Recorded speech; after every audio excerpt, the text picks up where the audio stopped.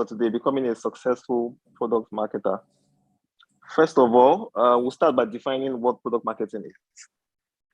It's becoming very popular now. A lot of vacancies, a lot of conversations around product marketing. But then again, what is product marketing? Can you see my screen? Yes, you can. I can. Okay. Okay. So what is product marketing? Product marketing is a strategic marketing function that bridges the gap between product management and marketing. That's like summary. It's a strategic role most times, and then it seeks to bridge the gap between product management and marketing. The product role of a product marketing manager is to define and size target markets and value propositions. So from the strategic point of view, you're defining what the size of the market of this product is, what the value proposition is, and how you deliver that to the end user. Other responsibilities of a product marketer includes positioning and sales enablement. So that's defining it. So this topic today is the core skills needed as a product marketer. So we've defined what product marketing is, who a product marketer is. So now, big question. What's the difference between digital marketing and product marketing? Anybody wants to give this a try? Anybody wants to give it a shot? You can unmute or you can raise your hand. I think that might be better. You can raise your hand and then we'll call you to speak. Anybody wants to give it a try? The difference between digital marketing and product marketing.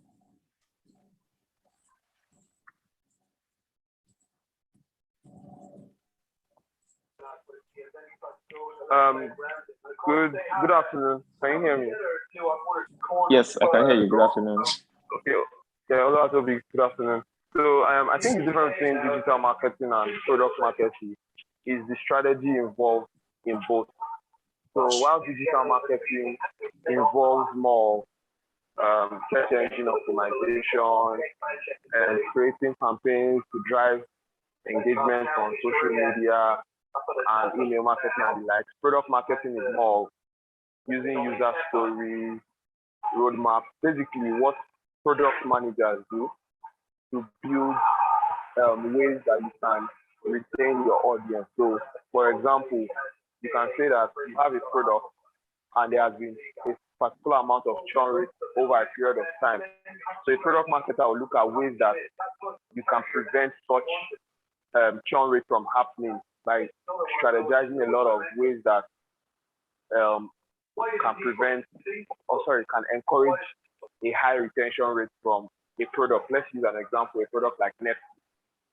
If you are a product marketer for Netflix, you'll be looking at ways that people should use Netflix over Amazon Prime, Hulu, Disney Plus, etc. That's why I think. Sounds good. Sounds very good. A couple of things I've taken from your conversation, from your description. Sounds good. Anybody else wants to give it a try? One more person.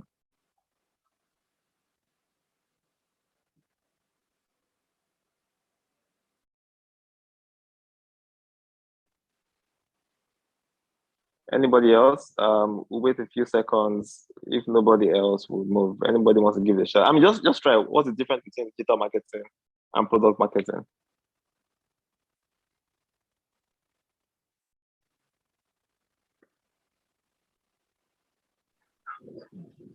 So Gabriel has his hand up. So Gabriel. Okay, Gabriel, I didn't see that yesterday. Thank you. Gabriel, please go ahead.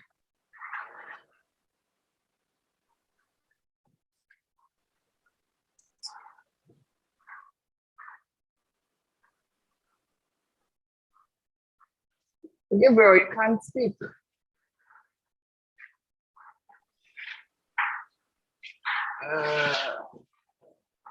I guess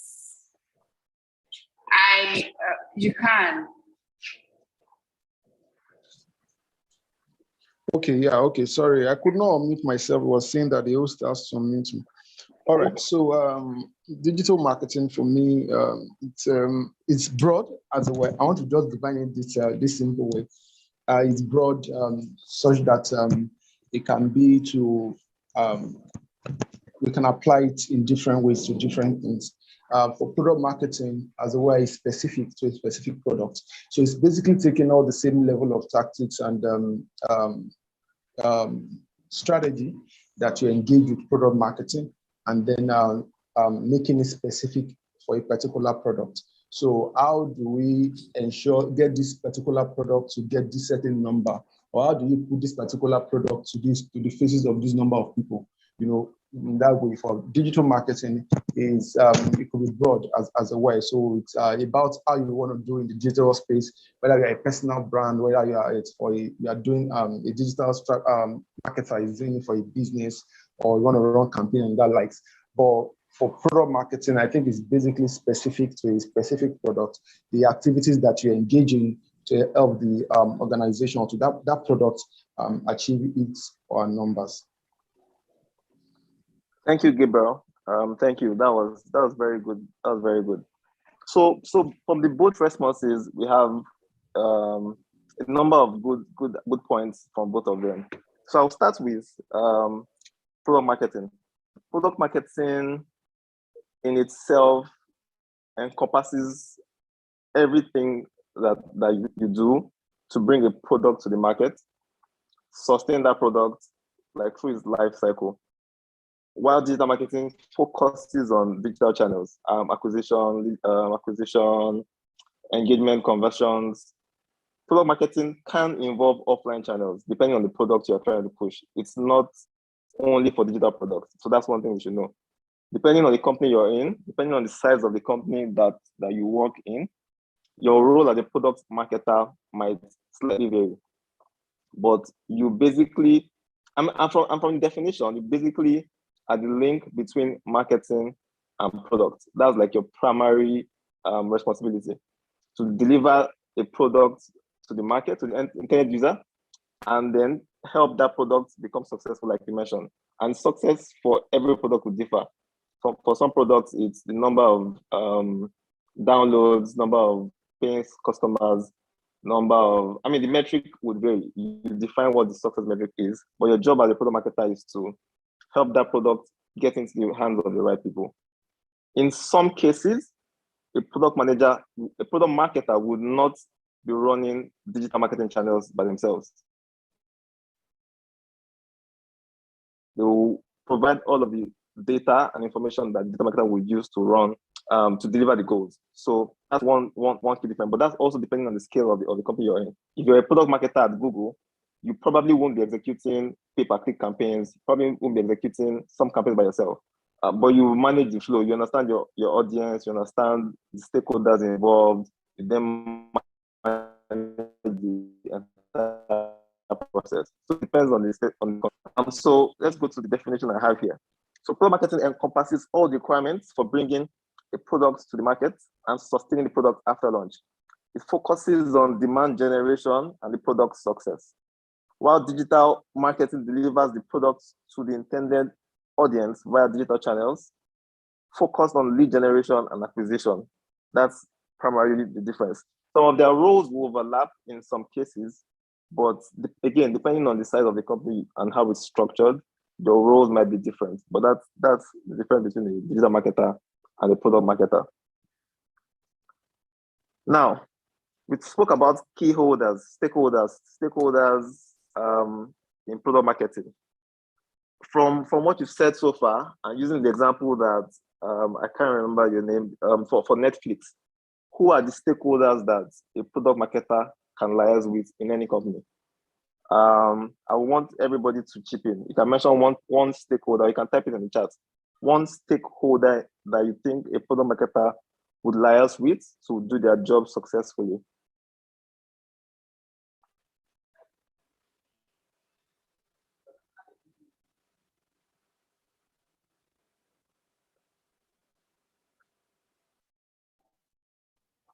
Faith says the product manager. Okay, let's have more.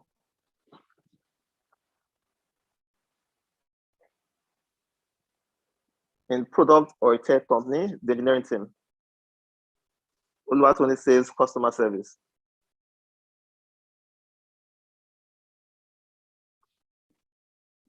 storytellers, engineers. Two more responses.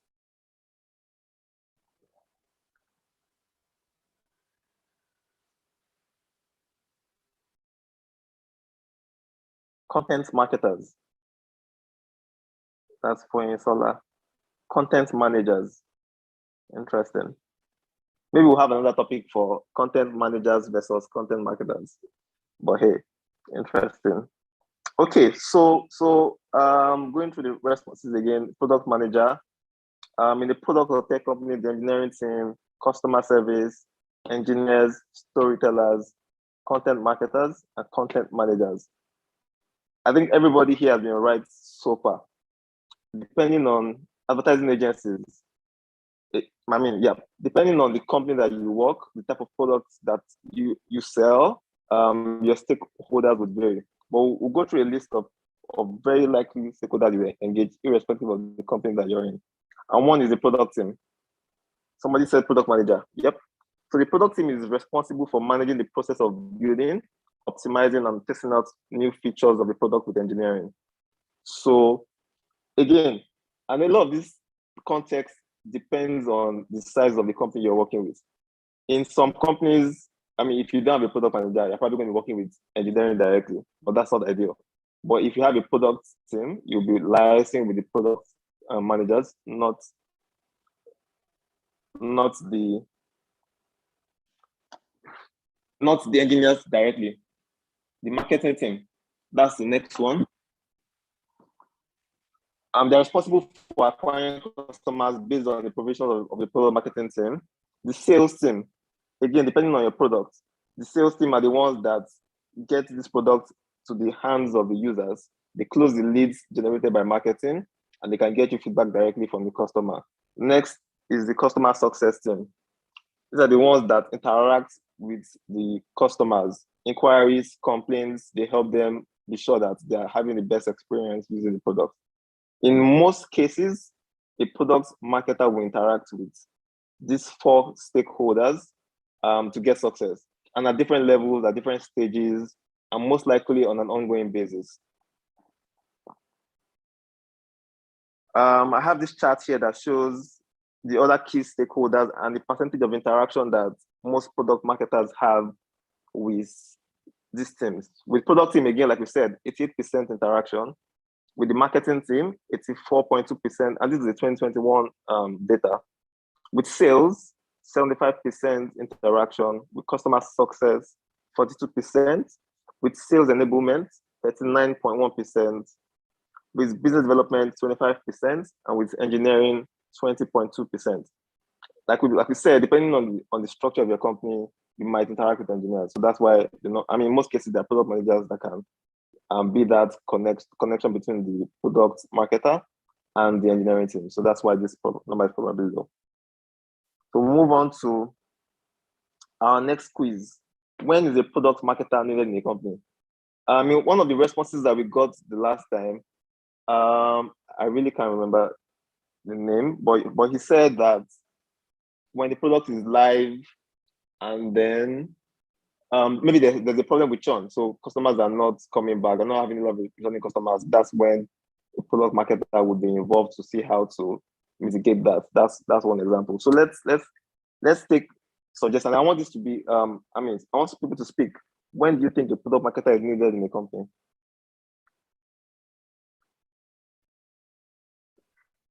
So you can, to answer the question, you can just raise your hands and then you'll be called upon to speak.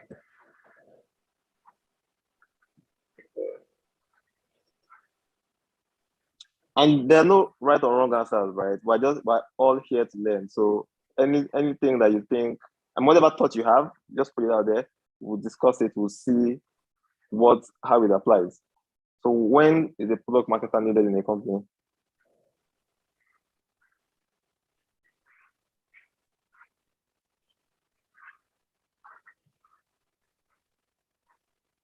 Or do we have to call names?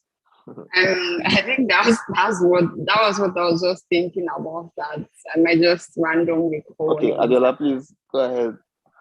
Okay, so Kayotomiwa.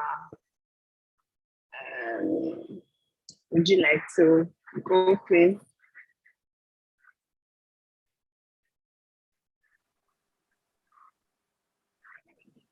Hello, Ayatomiwa. I guess I don't know. I just don't want to speak. So, Poinsola.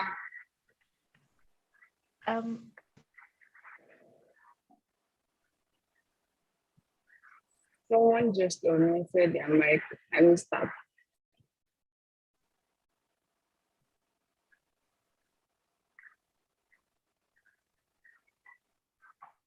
David, would you like to speak? Hello, David.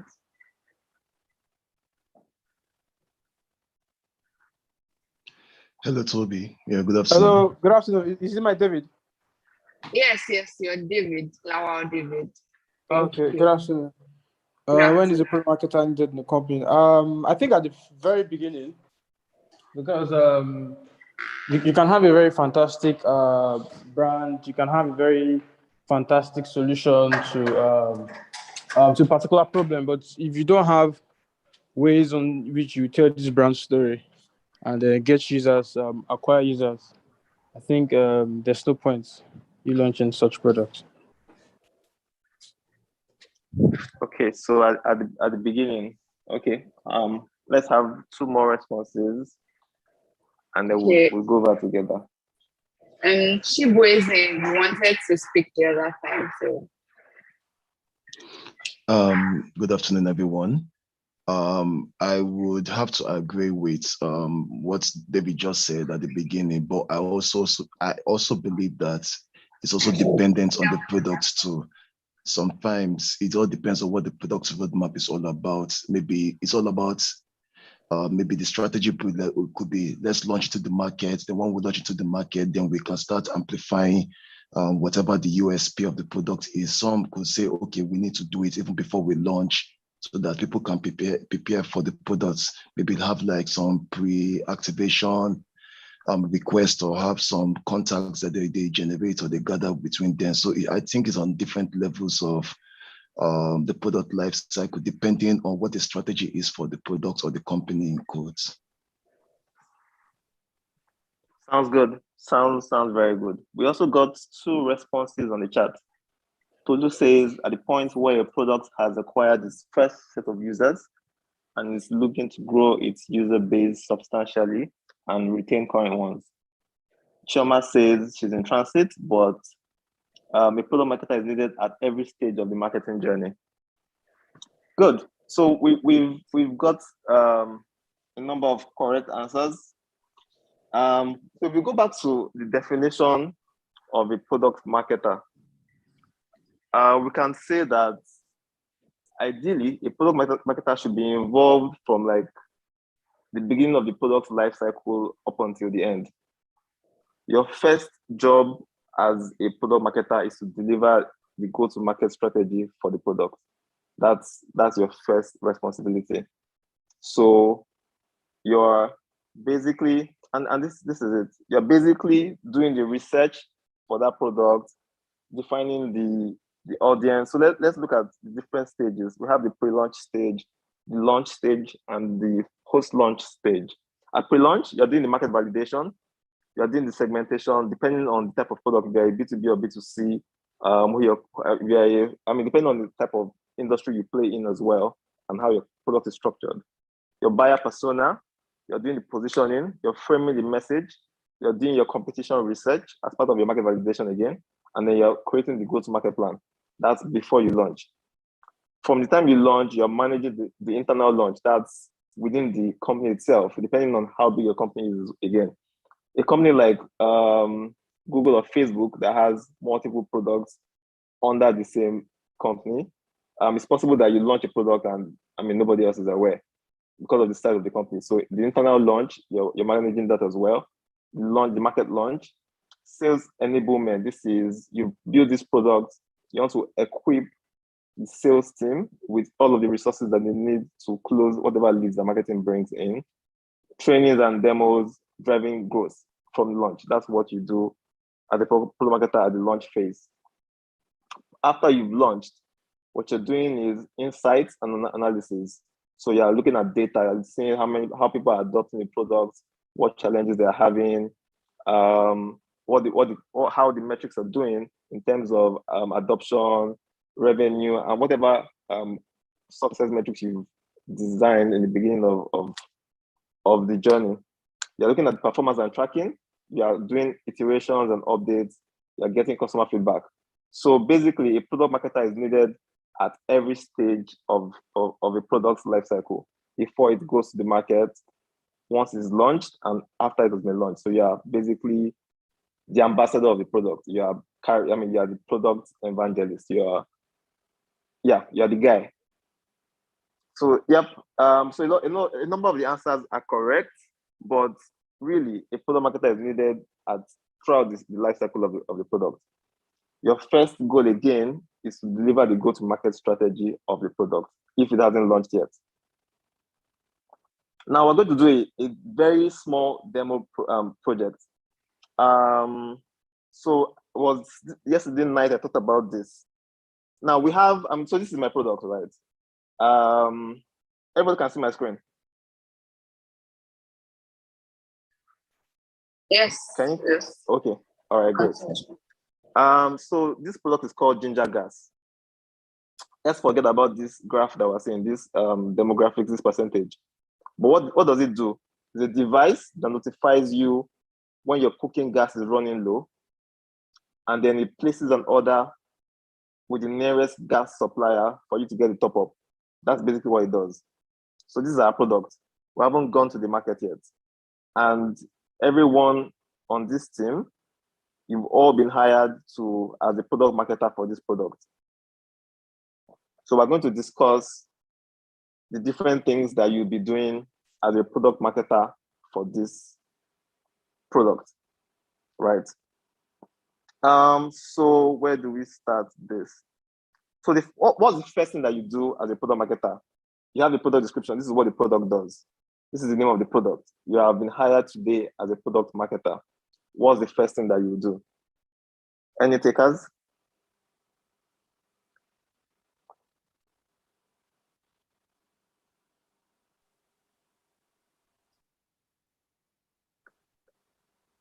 Anybody wants to give it a shot? What's the first thing that you do as a product marketer for Ginger Gas? Choma says create awareness. Okay, anybody else? I would So say competitive analysis. Fantastic. You know, Okay, someone said what? Competitive analysis, just to know who the competitions are, fantastic. and also the stakeholders in terms of how you can reach retailers in different areas or locations. I need to see who is speaking. This interface is not allowing me to see. Who was that? Who spoke now? Miss Chibueze. Okay, Chibueze. All right, thanks. Word of mouth. Okay, who else? Chios. Oyakire, please. Yeah, so you need to do like a visibility study, which will entail how the product will fly. Basically, like market research, to involve market research, competitive analysis. You know who you can pitch the product to, who can sign up on it, people that will supply you, and so on and so forth. So I just summarized to put everything under visibility study. Nice. Interesting. Makes sense. So, yep, a number of correct answers again. The first thing you want to do is do your market research, right? So who is the customer for this type of product? Who are the possible partners for this product? A device that notifies you when your cooking gas is running low. You know how you're cooking on Sunday morning or in the night, you just got home from work, it's 10 p.m., you want to fry plantain, and then your gas just goes off in the middle of frying the plantain. I mean, I've experienced it. I know that a lot of people have experienced the same thing. So it's valuable, right? It's useful. But what is the market like? That's the first thing that we want to understand. Is there enough market? Is there enough potential market for this type of product? Who are the people that are going to use it? What do they do? How much do they earn? You want to know the other players in this market. What are they doing currently? What's the pricing like? What's the market globally? What's the market cap for this type of product? You want to really understand the industry you're playing in. You want to understand your addressable market, basically. So that's the first thing you want to do. Once you've done that, the next thing you want to do is then start to define who your target audience is. Now, all of these things that we're doing, the market research, the target audience, all of that would inform, they're all part of your go-to-market strategy. We've already defined the product, right? Now is to talk about how it gets to the market. So let's talk about the target audience, the buyer persona. Everybody knows what the buyer personas are, right? Let me not assume. Do we all know what buyer personas are?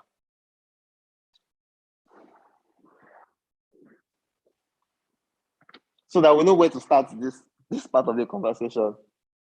Okay, Chibueze does, Faith does. Anybody else? Okay, Choma does as well. Okay, fantastic. So we'll define the buyer persona, the target audience for this product. So who is our target audience? Let me see who can help us with that. I want somebody to speak. And there are no right or wrong answers again. We're all going to analyze what you've said, see the ones that are correct, see the ones that may not be correct. Also even hear why you think this person is the target audience, and they agree on who the ideal target audience should be. So who wants to speak? Who is the target audience for this product?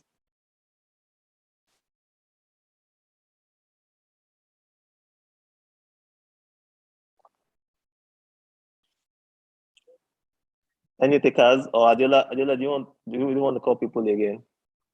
I think I'll just call people because like no one wants to come.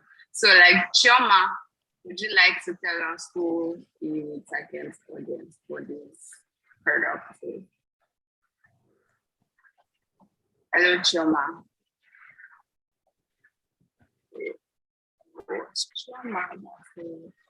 She's typing on the group. Choma, are you able to speak? Or she just wants to... Okay. Chioma can't speak. Tolu, if Chioma can't speak, Tolu, can you?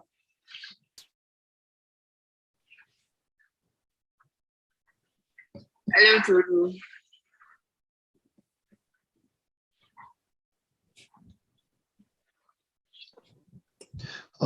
Hello, Tobi.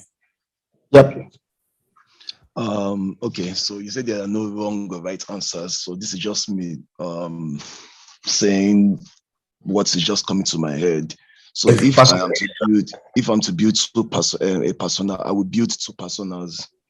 One is the young professional that is necessarily always very busy and everything. He works 9 to 5. Okay, let me say, for example, Tobi is a marketing, a product marketer. He works 9 to 5. He loves to chill out. Just build a persona around the person. He loves to chill out during the weekend. He's also a great cook, and occasionally, sometimes he forgets to refill his gas and everything. He wants to be notified about when his gas is low so that he's not caught in the middle of the night when he's trying to make like a midnight snack. Then maybe I can probably build another second persona around maybe an elderly person. Maybe like Sunday is a 54-year-old man married with like 5 kids and everything. Oh no, sorry, more like a woman, an elderly woman and everything, because for a cooking gas is something that cuts across everybody, but I would narrow it down to maybe like a young professional, maybe like an elderly lady thereabouts. This is just me shooting ideas off the top of my head. Sounds good. I think you've done a good job, very good job. Anybody else want to try? I mean, you've done well, very well. Anybody else?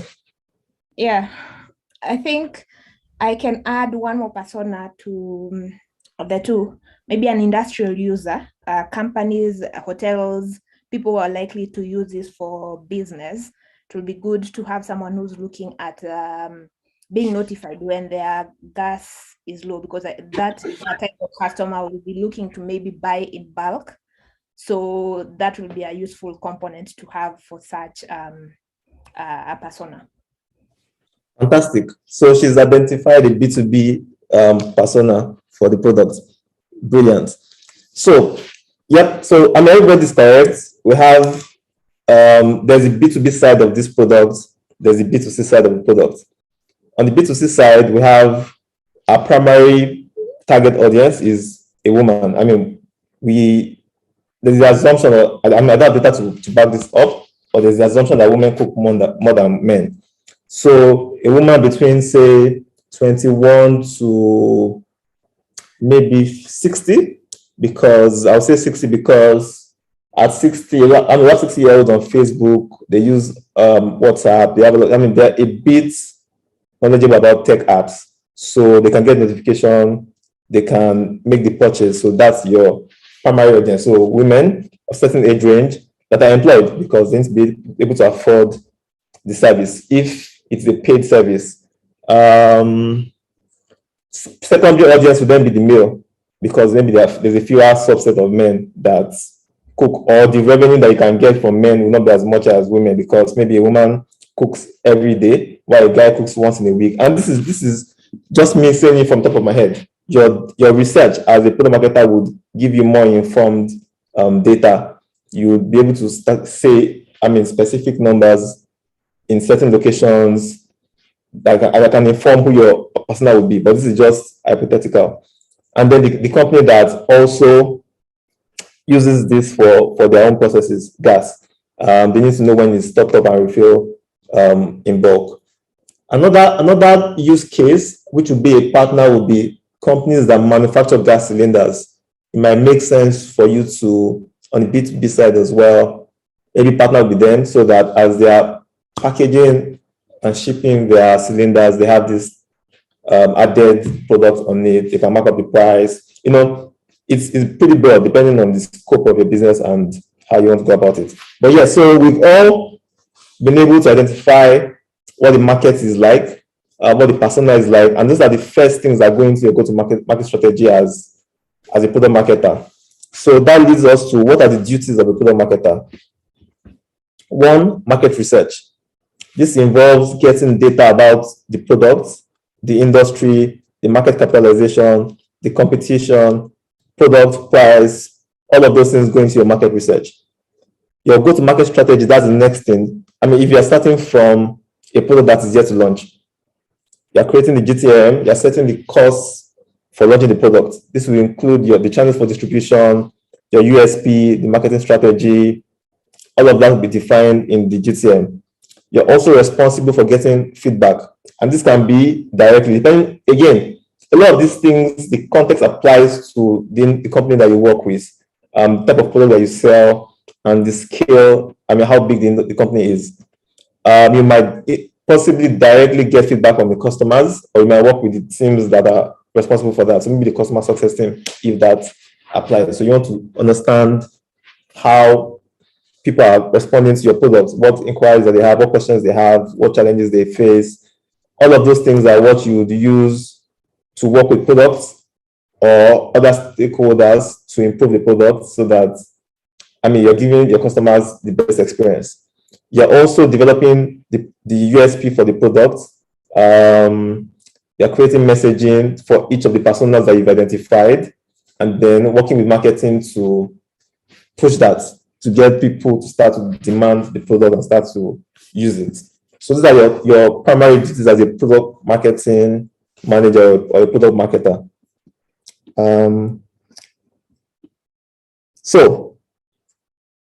There's a quick task that I have here.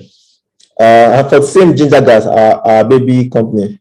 So let's do, it'll take a few minutes to do this. Your market research, you can just take a few minutes, do a Google search if there's any company that does this type of thing, or maybe it's the first of its kind in the world. Maybe, we don't know, we'll find out.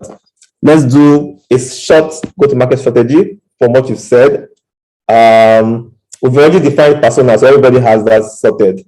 We'll then come to USPs and messaging types. We'll take, Adela, how many minutes can we take to do this? Can take about 10 to 15 minutes. Okay, so let's take 10 minutes to quickly do this. Again, it's a learning conversation. There are no right or wrong answers. The goal is that if you do make mistakes or you get it wrong, you can understand.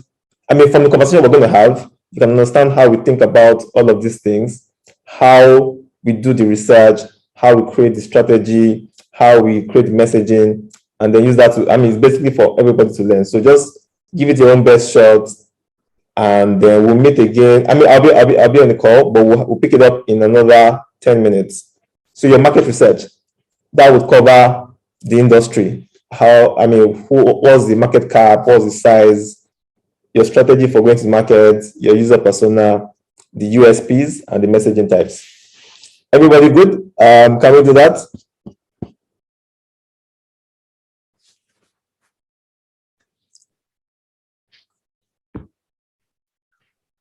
You can only to answer, please. Let's make this class interactive as possible, please.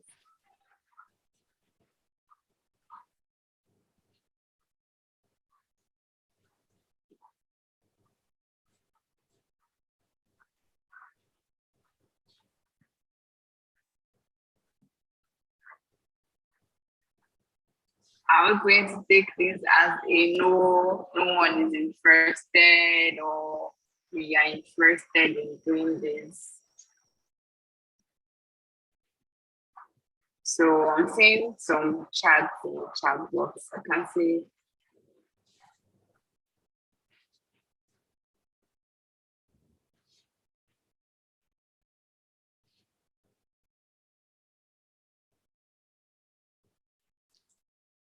Yep.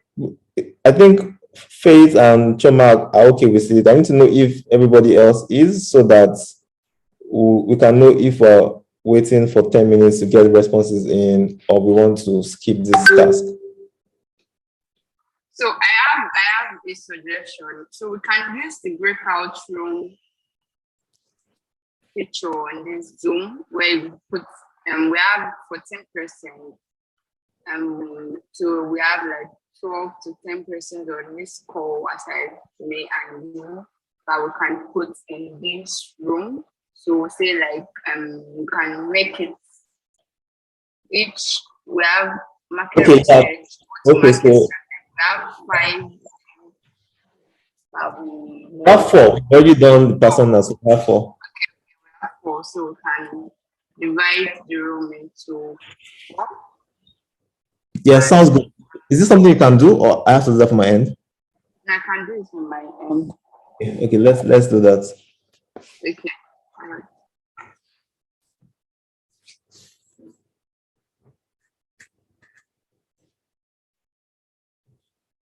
And then we're able to deliberate on these things, on this our task. And I was in both rooms and I saw like people were really active talking about these things, and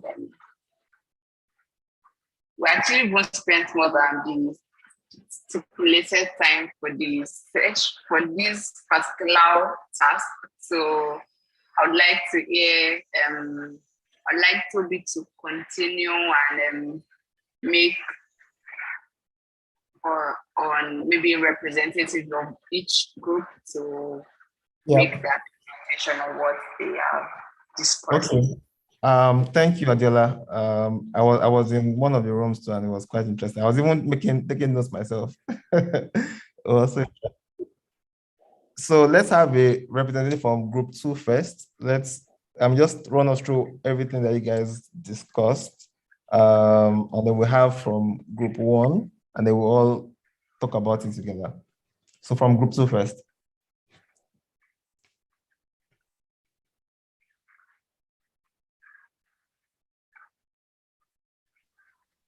I guess I'll have to go for the 2.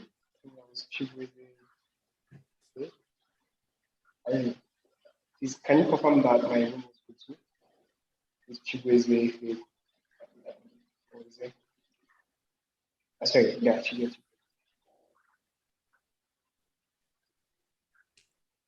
Adela, can you hear? Yeah, I think group 2 is Chibweze, and I wasn't. Yes, Favor Chibweze Faith, group 2. Okay, great.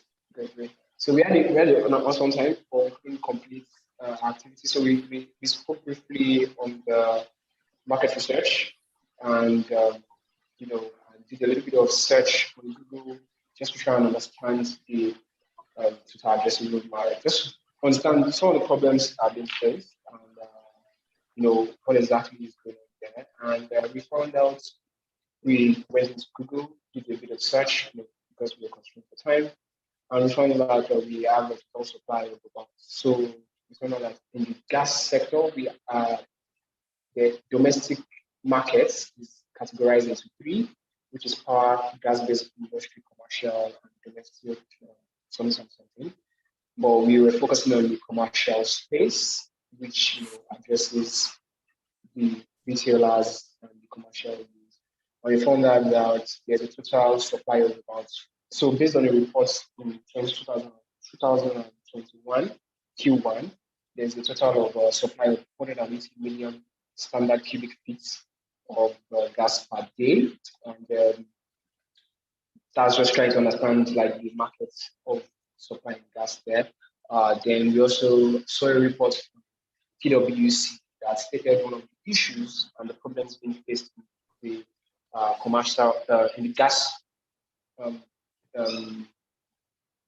consumption sector is that people, there's irregular supply of gas across retail outlets. This sometimes usually leads to making the prices unstable. So that during the really short period of time, just for people to come up as market research, then we spoke briefly about our products, our go-to-market plan, and we listed out a few things that are essential to be in our go-to-market plan, which was making sure that we mention the quality of the product, the price, we trying to make sure our pricing was unique and different from what was out there. We also plan to have like a promotion alongside a content strategy, just to convey the messaging properly, as well as like engagement strategy and sales strategy. So those were things we were able to discuss on at the time.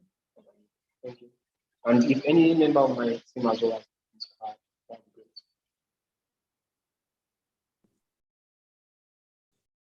All right. Thank you very much. That was very educative. So taking from what you said, you did your market research to know the volume of gas that is consumed daily. You're able to find the challenges. So that's pretty much what goes into the market research. You want to know what your total addressable market is. You want to know how much revenue that industry makes in a year. You want to also decide what fraction of this market are you able to capture based on your location or the resources that you have. So yep, that was very good. For your go-to-market strategy, you mentioned content, so defining sales strategy, content strategy, all of those things. Yep, great. We already discussed personas, so I guess you weren't able to get to the USPs and messaging, but I think that was a good job. Very well done. So let's take from group one now.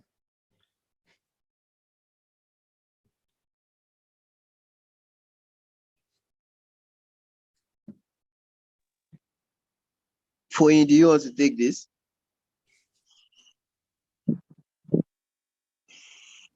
Yes, good afternoon, everyone. So for group one, our market research, we found out that on Konga, there's a particular magnetic level indicator that shows when your gas is about to finish for everyone. So if we have this particular this device for every family, every gas owner, it can tell them when their gas finishes and when to refill it before it finishes. So that's like the market research for it starts. And for the market strategy for the gas itself, we found of digital marketing, roadshow, flyers, partnerships with the restaurants or a caterer. We found ads on TV, on radio, online, on Instagram, and every other platform that we can show ourselves for the brand Ginger Gas. We also thought of influencer marketing using an actress as Esther Johnson to tell about people what we do. And because she's the family person a lot, and if we use her, she can also bring more awareness for the brand Ginger Gas. And also we sort of each customer makes an order through the app. So the gas will have an app for everyone to go on to and make their order, make their inquiries, make their complaints on the app for anything they have about Ginger Gas. And so yeah, that's what we're able to come up with in the short period of time we're given. Thank you. Thank you for it. Joma, do you want to make an input? No, that's fine. All right. All right, thank you, Group One. So one of the things that you mentioned is the Conga research. So I think that would go into competition. So these are the people that you are competing with in the same market for your product type. So that's also a very useful part of your research. For your USPs, you mentioned the app you mentioned would go under USP. So it's one of the unique things about your own products. I don't know if the magnetic guys on Conga have an app, or you have an app that can do all of these things. Also, on the USP of Ginger Gas, is that it notifies you when your gas is running low, as opposed to the one that you have to go and check. You have to check it constantly to see the level where it is. So that's under USPs again. So USPs would be the things that makes the app unique, or that makes the solution or the product unique. Messaging types would be addressed to the different segments. So in one of the groups I was in, you identify, even on this call, we identified women, elderly women as one segment type, young working male as one segment type, restaurants and hotels as one segment type. We want to have different messaging for these people, something that resonates with them. For the young guy, he's probably going to be a critical stage where he got home, he went to play football over the weekend, got home, he's tired, and then gas has finished. He never knew. Or the average age lady that budgets her finances every month. Once salary is paid, she disburses everything into disburse, and then gas finishes after she has disbursed all the money, and then she's broke. So all of these things will determine the messaging type you use for each of the audience types. You also communicate the USPs or the features, the benefits from the features in your messaging. So those are the things that are going to this task. So we've all now gone through what a go-to-market, what a product marketer would do if you have a new product that's about to go live. So this is just an example. And this is not exhaustive. This is just because of time. We can't go into the details of each of the things that is required, but I think that each of the groups give it a very good shot. And yeah, that's the way to go. So next would be the core. So what are the skills that are required? From what we've done so far, we've done a number of things. One, market analysis. We've been able to carry out research. One of the research showed us how many cubic feet of gas was being produced or consumed in a day. One showed us what competition is doing, where they're. So you said you saw it on Conga. That means Conga is also one point of distribution for the product. So that we've already seen what market analysis looks like. Messaging and storytelling. Marketers are good at copywriting. If you don't have it inherent, copywriting is a skill that can be learned. You learn the basics, and with practice, you get better. So that's one other important skill. Go to market planning and execution. As a product marketer, you should have marketing knowledge. It's product marketing, so that marketing part of it cannot be left out. So you should understand how to create go-to-market plans, how to create strategies, how to reach your customers where they are, basically. So either a B2B customer or a B2C customer through the different available channels, online, offline, whatever channel that aligns with your product, you'll be able to deliver on that. Also, process management is an important skill because you'll be interacting with many stakeholders. Let's use this Ginger Gas as an example. for that product, for a product to be able to tell you that your gas is running low, it means that you have a physical hardware device that will probably be installed on the gas. And then you have the software, the app that helps people to place the orders. So you're going to be interacting with the people that manage the hardware, just in case there are some issues with the hardware, or customers are saying, oh, this thing, can it be colored differently? Or my own gas cylinder is shaped in a different way and it doesn't, you'll be able to, you might have to interact with them on one level. With the app, you want to interact with the product managers, the marketing team, to be sure that the app is easy to use because your audience is pretty broad. Some of them might not be very, very tech savvy, so the app needs to be as easy as possible. You're also going to be interacting with the sales team, people that go on the field to sell these products to the gas vendors, to the wholesalers. So people that are actually on the field, meeting people. Hey there, Benjamin here. Welcome back. Yeah, so yeah, you need to be able to understand how to manage processes in that case. So the example I used is for this gas product. In other case, you might not have a hardware product. It might just be, everything might be a tech product.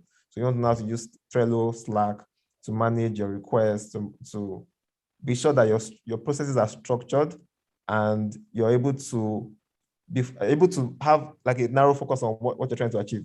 So if you're interacting with products, you know what requests you have from products, what you're expecting from them. If it's marketing, you're one of the skills required is that you're able to manage these processes very well.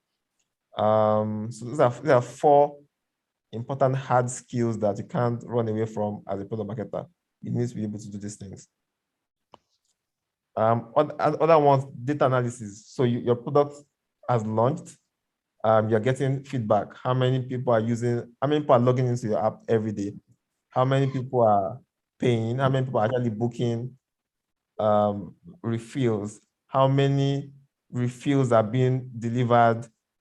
So there's data going to be flying up everywhere. You need to be able to analyze the data and make informed decisions based on that. Strategy. You need to be able to strategically decide how to market your product. So because you have competitors and they're doing Konga or Jumia, does this channel resonate with your product? Does it speak to the audience you're trying to reach? Does it make sense for you as a business to do? So that is one other key skill that you should have. Another one is experimentation. As a product marketer, as a marketer generally, you should always be willing to experiment. What you know that works today might not work tomorrow. What didn't work yesterday might work today. So constantly experiment new things. You want to get ideas from the weirdest places. So experimentation has to be a key part of your processes or the skills that you have as a product marketer. You probably want to have like a backlog of experiments you want to carry out. And then the results from those experiments, the learnings, you want to have that like on an ongoing basis. So those are the hard skills that are crucial. There are other ones, but you can't be a successful product marketer without having these 7 skills. Like it's inevitable. You need to know how to do these things. So the soft skills now, we have communication as one, because you're going to be interfacing with different people, both your internal customers and your external customers. You need to be able to communicate effectively. People need to understand exactly what the product does and how. They need to know their own role in the success of the product as well. So communication is very, very important. People management. You're going to be working with people across different teams most times.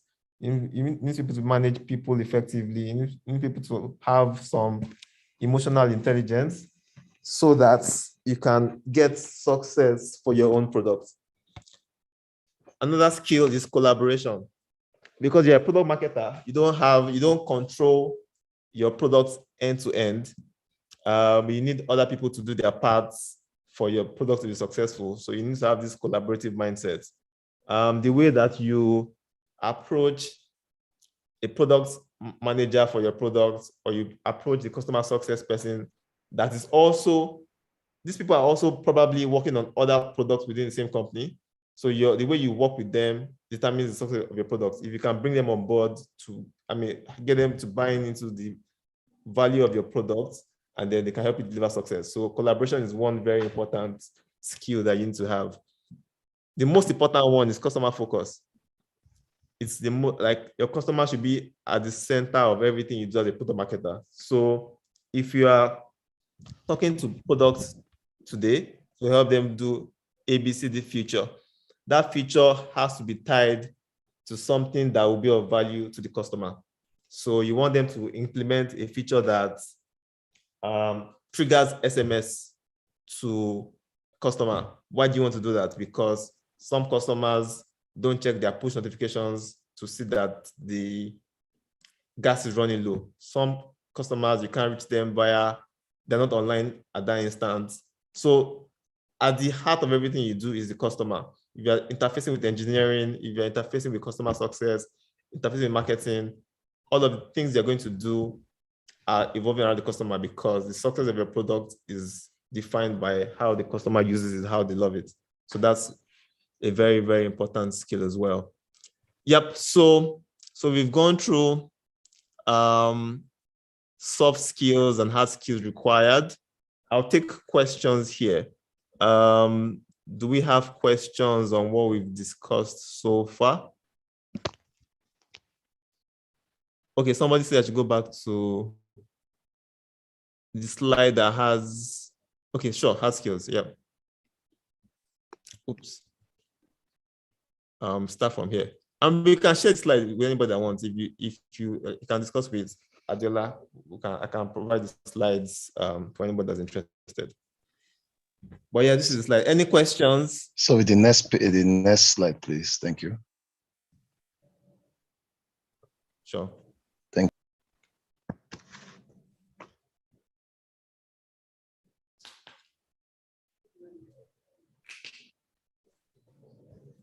Okay, I'm waiting for questions before we move to, I think I have maybe 2 more slides.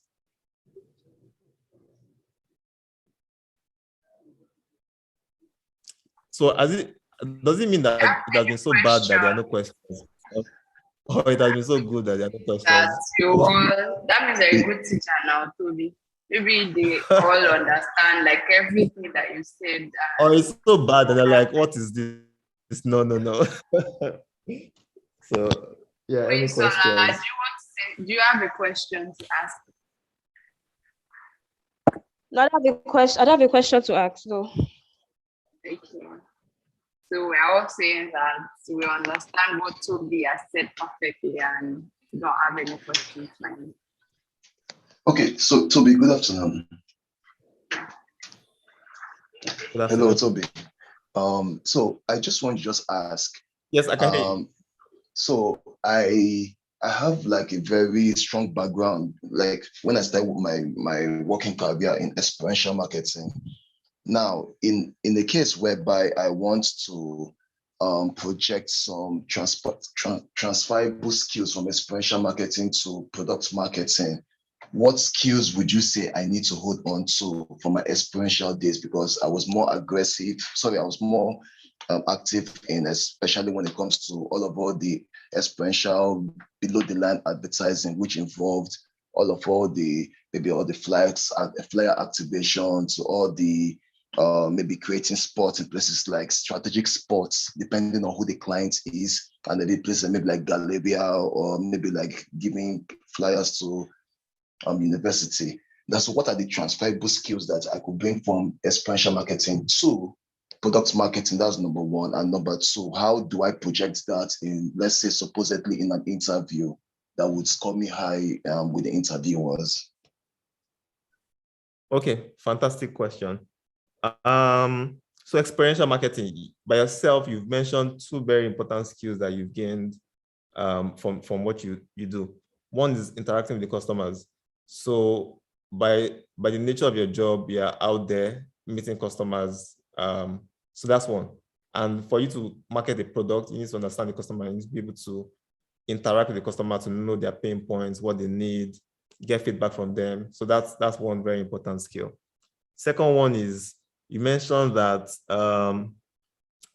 by virtue of your role, you also strategically meet customers at different positions. So you said at the malls, at universities in some cases.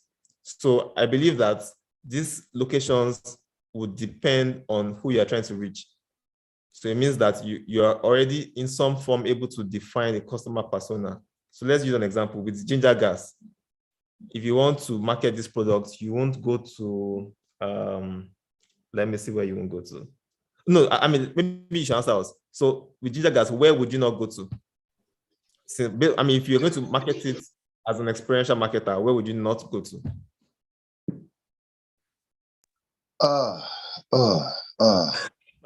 Yeah, okay, I can always tell you places I would go to because definitely, but I can't think about places I would not go to. Okay, so let me tell you where you would not go to as an example. Under the bridge in Oshodi. Yeah.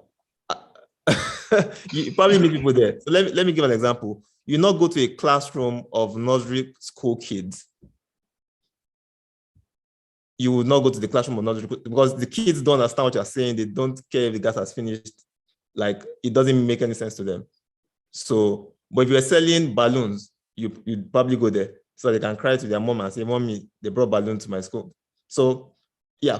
So your experience in determining who you're trying to sell to and where you can find them is something that is transferable.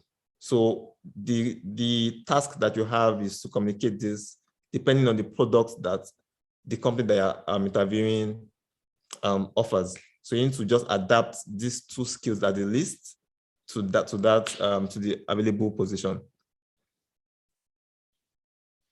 Okay, Toby, thanks for that. I appreciate it. Thank you. Yep. Any other questions? Hi, Toby. Hi. Yes, so just a quick question, right? So you mentioned a bit of skills like data analysis, then you mentioned strategy and some other hard skills, right? So where is like, what's the best way to go about acquiring some of these skills?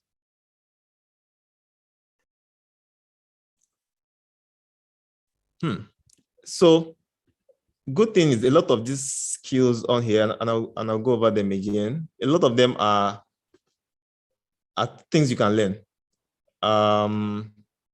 Nobody came into the world as a collaborator or as a people manager or as a GTM planner or as a storyteller. I mean, some people are more skilled at it than others, but I think that so with all of these things that they can be learned online, Google, YouTube. I think Trevor also offers courses on some of these things, but they can all be learned. For example, with writing specifically, I know that you can learn how to be a good writer. There are books on it. I know that it takes constant practice. Same thing with marketing strategy. There are tons of books on these things. There are videos. Yeah. So I think it's just I mean, people on this conversation would know where to find this type of things. I mean, Google search, learning from the right people, reading books. Yep. You can learn all of these things. Data analysis, there are courses on Udemy, Coursera, that teach these things. Yep. So I think there are a lot of resources for learning any of these things that you need to know. Hello. So I want to ask a question. Although before coming here to this call or this meeting, I've been wondering, like, okay, what's like the striking difference between digital marketing and products marketing? Because basically I'm into the digital marketing space. I'm more of into drafting strategy, working around with briefs, I've had an advertising agency experience before going to the client side. So basically I just found that, okay, I want to found this new law for product marketing, which I said, okay, let me learn. And then let me see, though I'm really still trying to like still find out very, very striking difference between it. But basically, I just wanted to just know, like, okay, in this space where you be like a product marketer, you don't necessarily have to be, do you necessarily have to be involved in one, okay, like more in the digital marketing space, if you're probably managing a brand, you probably have to be the one running the ads, doing some of the copies, doing the copywriting and everything. But for this product marketing, do you really have to be, because I'm not saying that there are a lot of stakeholders, there are a lot of touch points, there are a lot of, you have to be the one actively doing this, or more like coordinating, or more like the one drafting the strategy? Or I'm just a bit confused on that. Yeah, good question. And we try to address this in the beginning. So as a product marketer, your job is really more strategic than execution. But this depends on the size of the company you are in. In some cases, you have to execute some of these things. In other cases, you are liaising between the different stakeholders to deliver success for your product. So, and I use an example in the beginning. A company like Google, the product marketer at Google might not be able to run a PPC campaign. It might not be able to run an SEM campaign, but he can manage the different stakeholders. He knows his customer, like if you wake him up, he knows his customer, he knows how to reach them, he knows who they are, the messaging type that will work. He can then use all of this information to guide the SEM experts to get the customer in. He can use that same information to guide the product manager to optimize features to deliver success. But in some cases, so it's best for you to know these things, because you never can tell what the company you're going to be in will be like. If you know those things, you can then execute them if you have to. Again, it depends on the size of the company. But in Nigeria that I know, a product marketer should be able to do execution of these things in Nigeria, at least. You should be able to run the campaigns. So you probably do the strategy and the execution as well in Nigeria. But outside of Nigeria, your role might be more strategic and just managing the process among the different stakeholders. Okay, one last question. Thank you very much. One last question. There is no, like, product marketing is just product marketing. It's not saying that there's a major in it. It's just like doing the strategy. Like, it's just one direction and one face. Your question is not very clear. Can you rephrase? Like, I'm trying to say what I understand in my head. So which is what I'm trying to I want you to like affirm to it. Like, it's just like a one direction career path, like just product marketing. There's no like a major, maybe you want to major in it, or maybe you want to maybe there's a sub aspect of it. Maybe okay, if it just as you said that if you're in Nigeria, you have to do everything. Because I know that if I feel it is even more profitable for no, let me not use that. It's even maybe for somebody that maybe doesn't really have like any ground in marketing, both the digital aspect and then the offline. Like maybe the person has to now maybe start from scratch to start learning. Or I'm trying to just say, is it only in one phase, like product marketing? There's not like a major an aspect maybe you want to like just like how digital okay, so no, I think I get you now. So as a digital marketer, there can be different aspects of digital marketing. Yeah. But if you're a product marketer, it's really all around, really. Like, so depending on the product, you're probably even doing offline. You're interacting with salespeople. So it's broader than digital marketing. Digital marketing will focus on digital channels. The product marketer, depending on the product, might have to do offline channels. Might not be able to execute, but should know how to reach his customers, even if it's offline, depending on the product they are selling.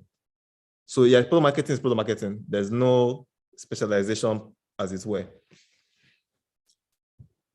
Faith raised her hand. Yeah, and I think just to add to what Choma is saying, my understanding is that as a product marketer, you have to have like 360 degrees knowledge of marketing. So from what we'll essentially say are traditional and types of advertising and reaching your customers, and the digital types. So really you have to have very vast knowledge, and you might to some extent be a generalist to be able to navigate all these things and work with all these teams.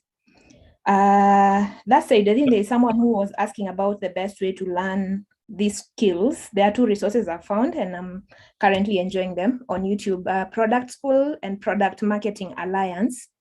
I think they'll find them useful. Now, to my question, as I've been looking at this field, it seems like there's a convergence or some areas that are not very clear in terms of where maybe a product manager scope starts and ends, and how they overlap with the product marketing manager. And it seems like in the future, do you think in the future a product marketing person might just be a product manager? And then in terms of industries, where do you think, for someone looking especially to venture maybe into the tech space, which is the best, let me say, use this word, low-lying fruit to pivot into product marketing? Good questions. So regarding the product manager and the product marketer roles, I think that the product manager role will continue to exist as a product manager role, because a product manager basically, I mean, in my own opinion, gives clarity to the engineering team on what to build and why. Engineering team just executes. But on the marketing end of it, a product manager is not supposed to be involved in the marketing of the product. So there's going to be that, there's that gap. Where I see alignment would be between digital marketers and product marketers. I see that it's possible for more digital marketers to become product marketers if they can research and gain the other skills that is missing from their experience. But the product marketer and the product manager roles, I think they will continue to be different, except product managers that then venture into marketing. Then on the second question, you said like the low-hanging fruits for people that want to venture into product. So it wasn't. Can you rephrase? I didn't quite get what you want to get from the question. Yeah, basically, it's in your view, what should you think someone looking to pivot into this field of product marketing? Maybe you already have marketing experience, different types of experience that would be relevant. Which will be the easiest way to get into product marketing? Okay, got it now. Okay, so and that's one of, I think I have a slide that talks about transitioning. So from what I've been seeing recently, there are more product marketing roles that are opening up like every other day. And even though the profession is not new, we have people that have been doing product marketing for 10 years. But there's more attention to it in recent times. I think one good thing would be to get a certification. If you are certified as and you mentioned Product Marketing Alliance in one of the places you're learning, and that's one good one. If you're certified, it's easy for you to then apply for these jobs. But even if you're not certified, if you've taken a couple of courses and you understand this field very well, I think the best thing is to throw yourself in, get interviews. Once you're in the interviews, you can even understand the gaps that you may have in your knowledge. So it's possible that they're asking you for things that you don't know yet, and because of that, you didn't get that job. But then you know that there's this gap that you need to fill. I think that once you've gathered as much knowledge as you can, I think the best thing is to start applying. If you can get the certification, fantastic. But if not, just start applying. Yeah, as long as you have the basic prerequisites, and these are the hard skills already, I think you can give it a shot. Great. Yeah, please, can you share where we can get credible certifications from? Is it from like Udemy or Coursera or where? So there's a body called Product Marketing Alliance. So it's like a product marketing body. So that's one I know. You can also take courses from Udemy and Coursera and other places. So let me give an example. When I first started doing digital marketing and I think it was 2012, then there were not a lot of places where you could take certifications. So everybody, I mean, most people then were just, you learn digital marketing on the fly, jump on the job, and figure it out as you go. That was how we did it. I'd already done digital marketing for maybe 2-3 years before I got the first Google certificate. Like I've been doing SEM and all of these things before I had to go and do the certification in my own case. So, and the same with product marketing, in my opinion, right now. There are not a lot of bodies that are so because I don't have this certification does not mean that I can't do the job. So that's the level where we are right now. If you can do the certification, it helps you get your foot in the door. But if you don't have it as well, I think that you can still also get a lot of jobs in that space. I know that Treford, that's the organizer of this session, also offer different courses. I know that they have very capable hands, and I think that they offer certification as well. I'll let Adiola speak to that maybe after the conversation. But again, I'm of the opinion that as soon as you have the basic hard skills, so you're able to, let me go over them again. Oh, come on. So market analysis, you understand how to do market analysis. You understand how to craft engaging messaging for your different personas. You can create a marketing plan. You know that you know how to manage processes because they're going to be interacting with different teams. And these are some of the things, some of these things you can try to implement in your current role to get a good grip of it. So, for example, if you work as as an SEM expert in a company, or you work as an email marketer, how about taking time to do a market research for your company? See what you find, share with people, get feedback. So basically try out all of these things, get feedback from them, become very good at them, build your own confidence in doing them, and then apply. So I think that applications, interviews are also a learning process. If you apply for a job, let me give an example. Sometimes in I think it was 2019, I took a course in product management. I didn't take a course.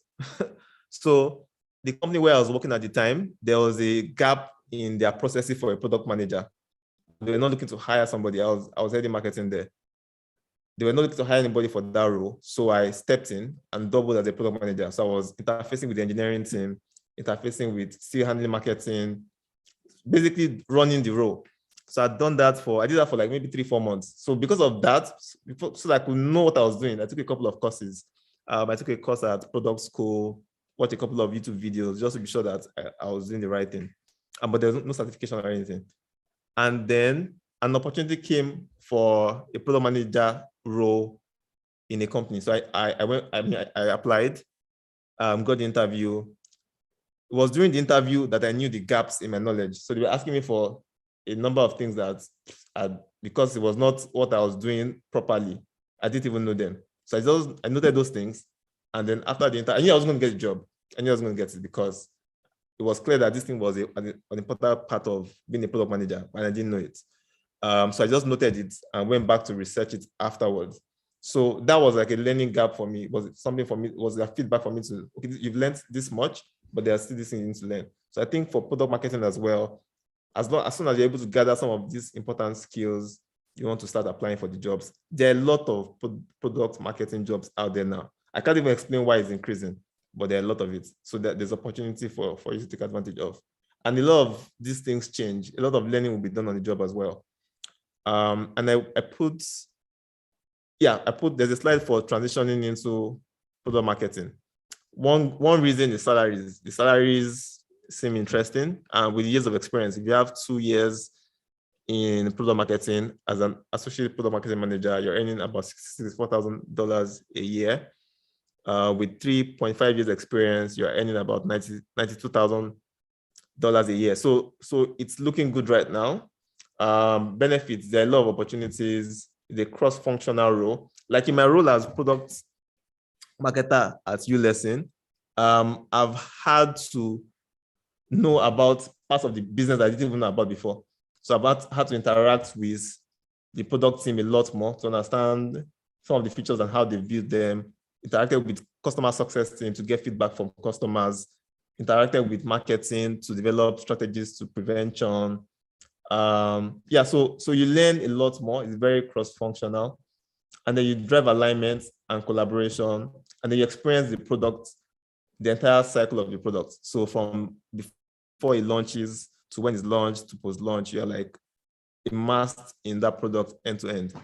So those are the reasons why I think you should transition into product marketing. Yep, and that's my presentation for today. Thank you so much, Tobi. That was like a wonderful, or a great one. So I don't know if Jose has a question or maybe a comment for you, Tobi. So yeah, you can speak. Yep. Okay, thank you very much for your session. Sorry, my background is noisy. Please, I would like to know if you can get the slides. If you can't get the slides, can we get a recording? And if we can't get a recording, can you just like, can we just like, maybe just, I'm trying to look for the word. Maybe if you can just do a dry run, 5 minutes of just all your slides. Like, I was writing down the ones I couldn't write down, I took screenshots, the ones I couldn't take screenshots. I just feel like it's something that I would like to make reference to. Thank you. Majela, I'll be sharing it with you guys, so I think that it can be made available. Okay, yes. Can you? Okay. You wanted to say something, Chioma? Yes, I wanted to say, can he drop his handle, his Instagram handle or something, so we can always, maybe if we're having issues along the line, maybe trying to figure out something. Sure. My Twitter, I'll drop my Twitter handle now. I'm sorry, your LinkedIn handle. How about your LinkedIn handle? Okay, I would. Is there a handle on LinkedIn? An IG. Okay, so I'll just drop my name, and then you can find me on all the platforms using this name. My name is the same on all platforms. Oh, I think I sent a direct message.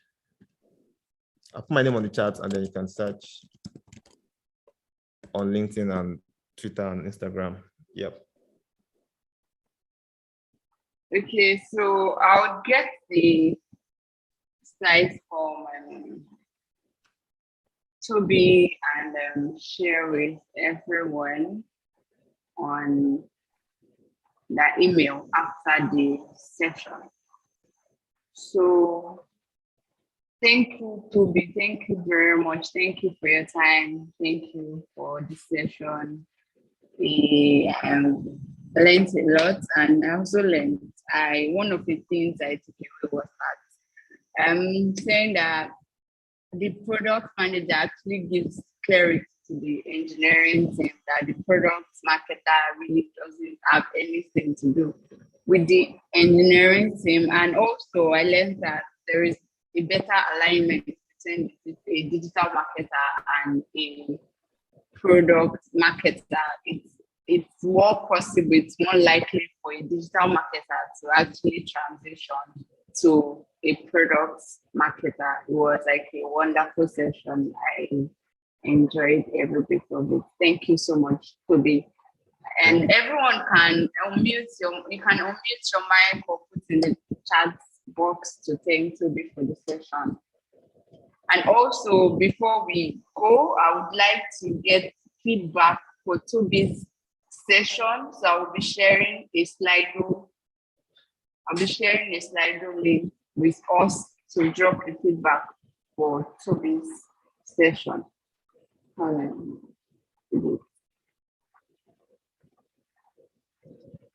Please, can we all let me know if you can hear me?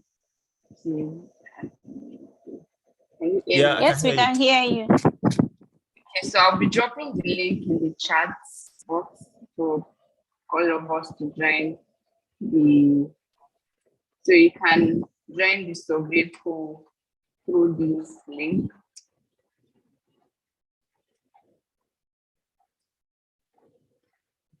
And drop your feedback.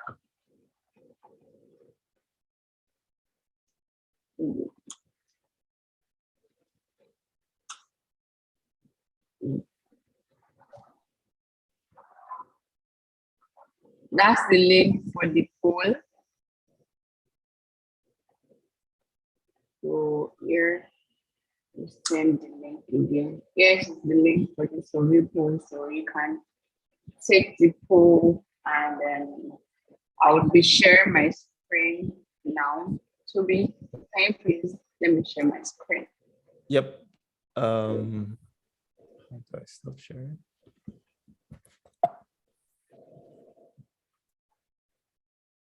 Sorry. Okay. Okay. So the poll is up for us to take.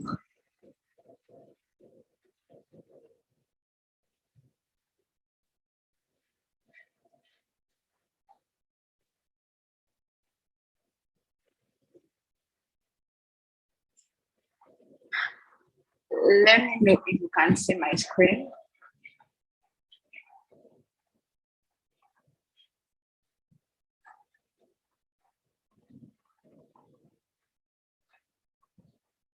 So nobody has joined the poll yet. I'm waiting to get feedback for Tobi's session. I'm on the poll now. I'm trying to, but I'm on the point where you are typing the question and the questions.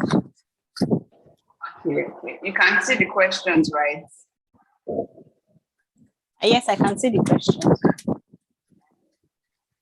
So please let's drop our feedback for Tobi. So while the poll is running, Tobi made mention of how you can get certified courses and how you can learn more about products marketing. So Treford is having a product marketing bootcamp in April, and registration is ongoing already for the bootcamp.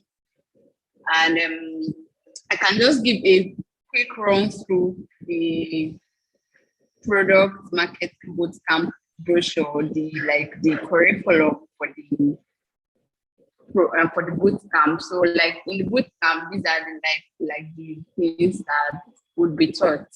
You'll be learning about the introduction to product marketing, how to create user personnels, customer journey mapping, we learn about pricing strategy for products. Then there'll be content strategy for B2B and B2C businesses. There'll be customer acquisition strategies. There'll be customer retention strategies. And also we are going to be having data-driven marketing, and we're going to be having a more product marketing interview session. We're also going to be having a demo presentation session during this bootcamp. And this bootcamp is going to run for about 5 weeks, starting April 16th to May 22nd. So it's going to be for 5 weekends. These bootcamps are going to be for Saturdays and Sundays, so that we all know that we have other activities, other engagements, and so that during the week you are able to go about your business. Then the weekends you are able to attend this bootcamp. So the question might be, is there going to be a certificate? Yes, there's going to be a certificate after the bootcamp. And the fee for the bootcamp is 50,000 naira, and payment has actually commenced for the bootcamp. If you are interested, you can send an email to our I will drop our official email, so you can just request to be. You can just request that we do a follow-up on the bootcamp with you.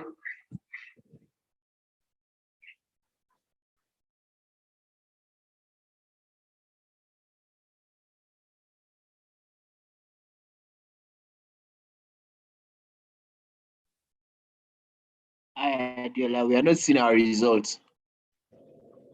Okay, I'm going to show that in a bit. Sorry about that. trying to fix this.